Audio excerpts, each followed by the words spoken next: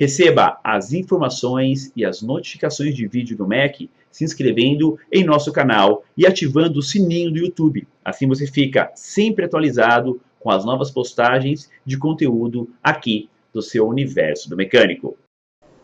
Viram aí que eu coloquei uma falha na pista? Pessoal, tá aí a placa eletrônica desse módulo. E ali, ó, um derretimento, tá, de um pino.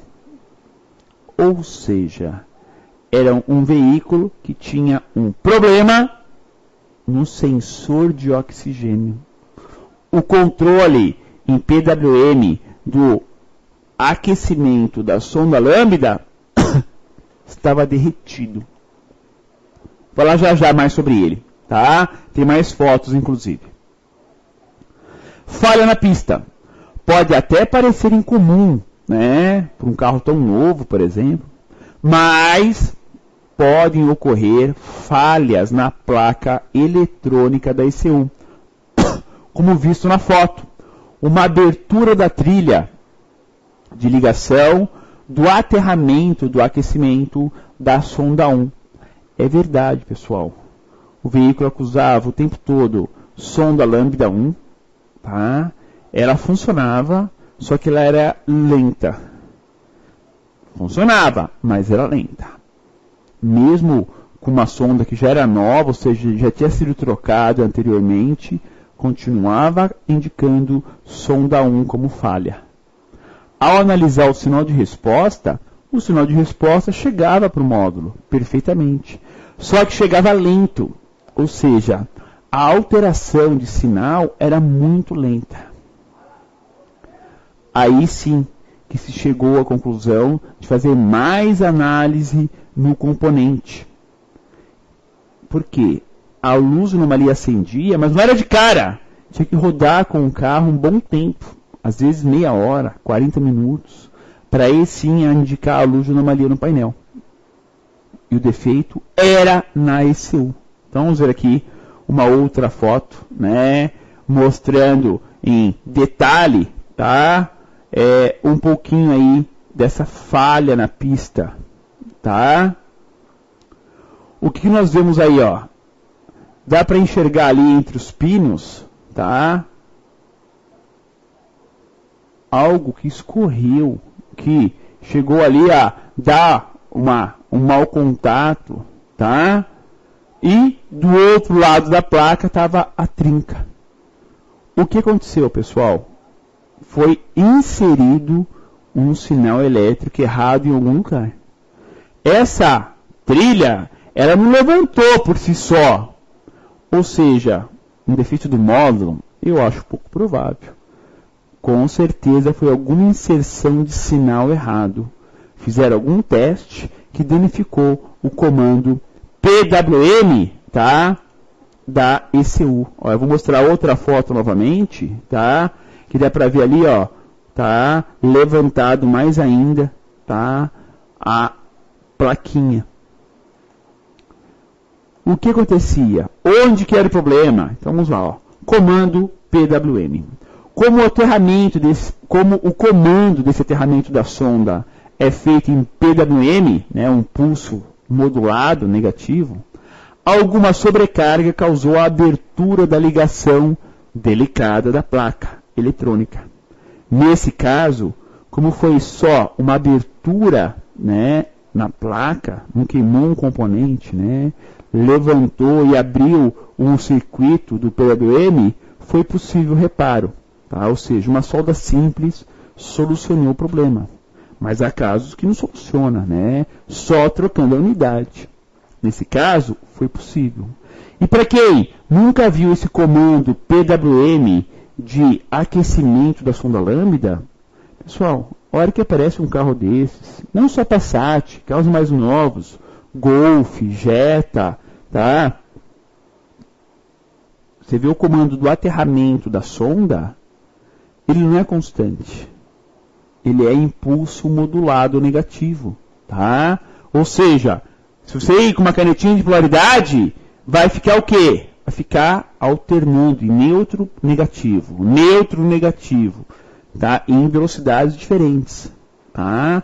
Ou seja, era para um controle, tá? Do aquecimento da sonda. E como era do aquecimento, não era o fio de resposta o problema, era o aquecimento, rodava meia hora, 40 minutos com o carro, sem ter dor de cabeça. Depois que acendia a luz, e aí indicava sensor de oxigênio 1. Trocou o sensor, aliás, já veio trocado, era novo. O velho que vai estar no carro, mesma coisa. Depois de 20 minutos, meia hora ou 40 minutos, acendia a luz. Então, o scanner acusava sensor de oxigênio 1. Apagava a memória com o scanner, rodava 15 minutos, 20, meia hora, 40 minutos, pumba, acendia de novo. E não tinha nenhum sintoma o carro. Ou seja, esse tipo de problema não faz o carro engasgar, não faz o carro oscilar a marcha lenta, não faz o carro gastar mais. Só não vai ter um comando perfeito do sensor de oxigênio pelo seu aquecimento.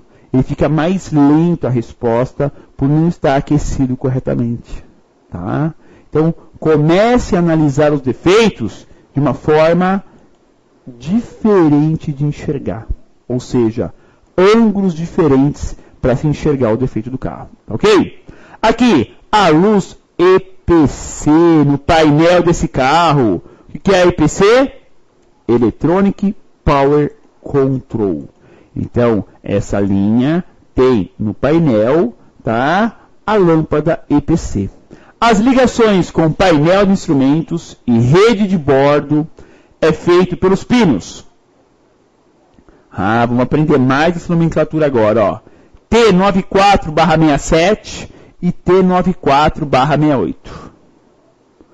Poxa vida, o que é esse T? A T é de terminal. Bom, legal, Escopino. E por que o pino é 94/67 e 94/68? Estão lembrados? Lá atrás, no comecinho dessa aula que eu expliquei para vocês, ó, que o módulo tem 2 conectores. Ó, olha a foto aí, ó. Tem 2 conectores, um grande e um pequeno. Estão lembrados disso?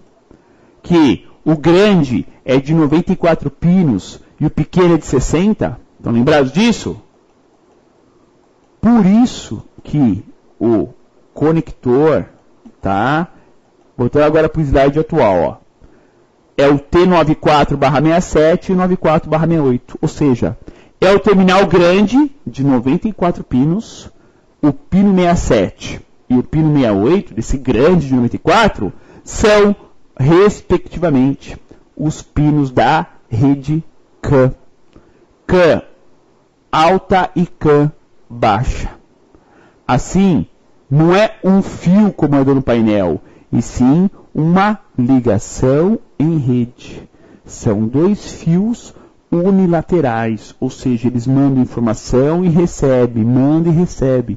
Na verdade, nem é informação, né? São comandos elétricos completos. É uma comunicação em rede CAN. Então já sabem que a ECU, terminal grande 94, pino 67 e 68 é a ligação com a rede CAN, com o painel de instrumentos desse carro. Tá? Aí a foto do conector de diagnose, né? O conector do sistema de injeção eletrônica. Bom, não é só de injeção, né? Já é um conector padrão ABD, né? Então também temos no próprio conector padrão EOBD, que é o padrão europeu, instrumentos, né? No painel, abaixo do painel de instrumentos, perto do botão de freio de estacionamento eletrônico, temos o conector EOBD, que faz a ligação da injeção, da rede CAN, do ABS, do airbag, do câmbio eletrônico, da rede de bordo, do painel e por aí vai. Ou seja, tudo no mesmo conector nós temos as comunicações. Desde a comunicação mais simples, que é com a injeção eletrônica, até as mais complexas, tá? Ok? O Felipe Donini está corrigindo aqui, né? Escopino, é EOB ou EOBD? Ah, faltou um D aqui. Você está certo. É EOBD, que é European On-Board Diagnosis. Diagnóstico em bordo padrão europeu. Tá? Pessoal, que não é nada absurdamente diferente do OBD2. Nada absurdamente. Tem pequenas diferenças, mas o conector, o tamanho, os pinos, a localização é idêntica. Tá? EOBD ou OBD2 está muito próximo. Assim como OBD-BR, né, que é o padrão brasileiro, está tudo num padrão de conector, pinos, comunicação. Tá? Está muito próximo um do outro. Ok? Muito bem. Mostrado, né, o conector diagnose, vamos aqui a 2 slides, né, metade, metade. Só para visualizar uma questão geral, tá? Um diagraminha básico, elétrico, desse veículo. Então nós temos lá em cima a ECU de bordo, tá? É chamada de unidade de bordo, né? Que em outros carros, né, é chamado de body computer, computador de bordo, BC. E temos no centro a ECU da injeção. Claro, cada pecinha aí no meio corresponde a um componente. Mas, até pelo próprio desenho, já dá para entender. Tá? Já dá para começar a entender pelo próprio desenho de cada um desses componentes. Tá? Claro, no decorrer do treinamento a gente vai expandir um pouquinho mais essas fotos, né, para ver item por item para vocês. Mas o importante é entender que nós temos uma rede de bordo, temos uma ECU da injeção. Entre elas tem alguns componentes em comum, tá? Mas a maioria está ligado apenas na ECU da injeção eletrônica. Tá? Por exemplo, esse item, logo abaixo ali onde está escrito ECU da injeção, aparecem ali, ó, 2 resistências elétricas e um motorzinho. É o corpo de borboleta eletrônico. Ó, o M de motor é do motor elétrico para abrir o corpo eletrônico e os 2 potenciômetros são os 2 TPS. Tá? Simples, mas não se preocupem com isso agora. Depois a gente vai o quê? Explorar item por item. Tem uma outra foto com uma segunda parte desse diagrama elétrico básico, ó, com mais e mais componentes. Dá até para ver, ó, os sinais de sonda lambda, ó, entre a ECU da injeção e a ECU de bordo. Ó. Poxa vida, Escopino, quantas sondas tem esse carro? Ó, eu estou contando ali, ó, o símbolo de lambda. 1, 2, 3, 4 sondas. Caramba, tem 4 sondas nesse carro? Tem só 2. Tá? Mas no padrão europeu teria até 4 sondas. 2 antes, 2 depois do catalisador. Mas aqui é só uma antes e uma depois do catalisador. Logo abaixo ali da ECU da injeção, ó, temos os NTCs, né, ó, 2, um do ar e um da água, tá? E por aí vai. Enfim, esses 2 slides são só para mostrar o quê? Numa amplitude geral, todos os componentes. E como que há a interligação entre eles. Pessoal, nesses esquemas elétricos, tudo que está em laranja, ó, os 2 fios em laranja do lado direito da tela, tá, são da rede CAN. Então, a ECU de bordo e a ECU da injeção, já que a aula hoje é de ECU, né? A ligação ali, ó, com 2 fios laranjas, ou seja, esses 2 fios laranjas são da rede CAN desse sistema. Tá? Bom, como falei, depois eu vou explorar item por item no decorrer do treinamento, porque a aula de hoje é só para falar dela, da unidade de controle eletrônico, a ECU.